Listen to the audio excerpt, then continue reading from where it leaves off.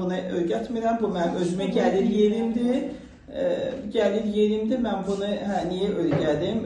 Mənim axı gəlirim, kimsə bunu məndən üzrüsə ifadə etmək oğlaya bilər, mənim ideyamı gedir, yox, məndə o fikir yoxdur, mən istəyərəm ki, paylaşam ki, siz də nəysə nəticədə alıb. Mən də eləmişəm əlimə, amma satışını da eləmişəm.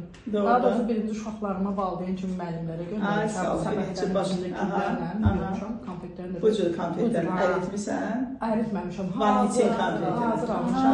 Əritməyi necə əridim? Əritməyin indi mən sizə deyəcəm. Bəli, temperatur ümumiyyətlə şokoladımızın ərinməsində, yox qızlar, qulaq asın bir dəqiqə. Mən deyim, sonra siz suallarınızı verin. Yadıma salırsınız, çox sağ olun. Şokoladımızın ərinmə temperaturu 35-40 dərəcədə olmalıdır. Əgər çoxu termometrlə, manometr termometrlə istifadə edirik. Və bizim şokoladın ümumiyyətlə ərinmə temperaturu, bu günləri biz götürək onu, qaba götürək, qoyaq mikrovalnovkaya, əsla o olmaz. İmpulsla.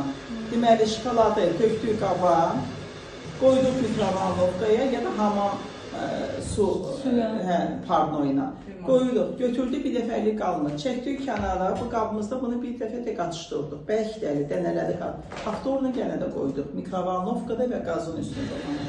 İkinci dəfə qoyduq, yenə də götürdük bunu, 3 tempdə yenə də qatışdırılır, yenə də əlavə qoyulur, ucu onda şokoladın ərinməsi əmələ gəlir. Və şokoladın ümumiyyətlə ərinmə temperaturu dəqiqəsi 7 dəqiqədən artıq olmalı deyil, yanır, gedir, keyfiyyətli gedir, bəlkiyib, yox, tolduğun geçsin o şokolad. O şokoladdan heç əmələ gəlməyəcək, maksimum 3 ortadan keçirir.